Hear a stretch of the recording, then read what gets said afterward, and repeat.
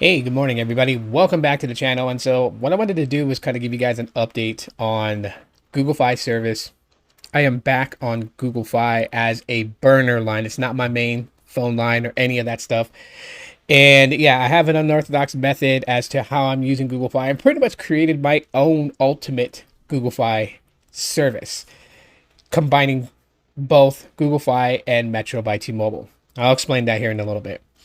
Now, you guys know me, like one of my main gripes with Google Fi, because service is good. I rarely have to deal with customer service. So a lot of the headaches that people are reporting online, I don't have that experience. Not to saying that they don't have bad customer service, or if they do have bad customer service, I just didn't have to deal with their customer service.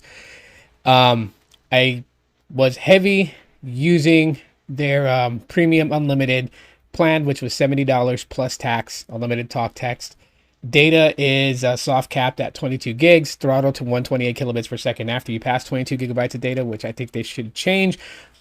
Not, and here's my quick idea, not that they should increase the amount, but I think that they should switch it from throttling or soft capping to deprioritization, because at least you maintain your main speeds until that tower that you're connected to is congested by other customers, and then they deprioritize your connection, slow you down a little bit just for the time being until the congestion stops. I think that's more of a better fit. Hopefully Google Fi hears that and they decide to work a deal with T-Mobile and say, hey, we don't want to soft cap our customers anymore at 22 gigs. We want to be able to deprior them. And I know one of the main selling points of Google Fi is that they want you to be dependent on Wi-Fi, which is great, but you know, not everybody has Wi-Fi. There's this notion today that people are like, oh, everyone has Wi-Fi at home. No, when you move into a new home, maybe the provider, because in my city, internet providers kind of like they stake their territory as, so like I could be in a neighborhood where like if I wanted CenturyLink internet, CenturyLink doesn't service here. They'll be like, oh yeah, you have to contact Cox Internet, and if Cox sucks, then you're not going to, no pun intended, but if it does, you're not going to want to sign up with their services, you know. So that's kind of the debacle I'm in. So like for me, in my home, there's no internet. There's no Wi-Fi. So I'm dependent on all mobile data for my devices, and even use hotspot for my devices to power my other IoTs. But that's besides the point. So anyways, yeah, 22 gig soft cap on Google Fi. That's what I was using before. Had to move away from them because I'm basically mobile data dependent solely. And being slowed down after 22 gigs of usage, not great. The things that I do, especially today and what you use with your smartphone, you can eat up 22 gigs pretty fast. So it's not like the old days for this old timer where, you know, I could make 22 gigs work. Doesn't work that way anymore. So I left, right? And as of yesterday's video, I talked about Metro by T-Mobile, why I'm sticking with them. That's still going to stay. But the main reason I went to Google Fi and I jumped on their Flex plan, which is $20 a month for talk and text. You're charged $10 per gigabyte of data that you use at a bill protection cap at 6 gigs. So when you pass 6 gigs of data, they stop charging that $10 per gig fee. So you're looking at a max total of $80. Unless you pass 15 gigs of data, they slow you down, and then you have to pay $10 per gig if you want to be able to use faster data. So it's not the best deal ever.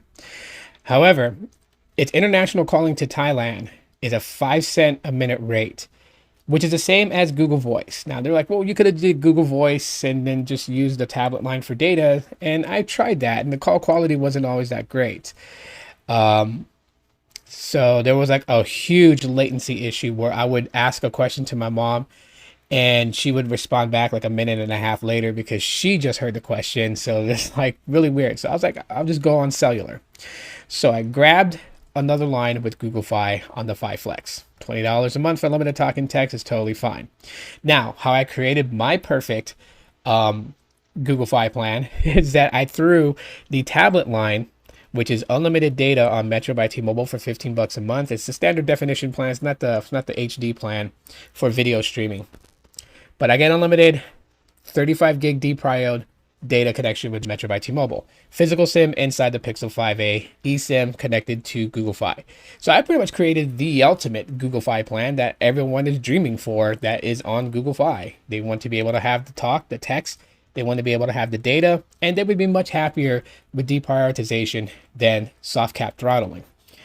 And again, you know, it's Google Fi. I've been a huge supporter of Google Fi since they were known as Project Fi. I've literally always find myself going back to them. But this time around, I'm not going back to them for their unlimited plan. Metro by T-Mobile already offers me the 100 gigabytes of cloud storage from Google One. So, I mean, yeah, there's nothing else that Google Fi offers besides that on their premium unlimited data plan. If you go simply unlimited, that's not even thrown in there. You don't get the access to data only or hotspotting on the Simply Unlimited, and you don't get Google One access, and you're paying $60 a month for that. So I am paying 120 for 4 lines. Each line all has their individual connection to Google One, so we're not like family feeding off one account.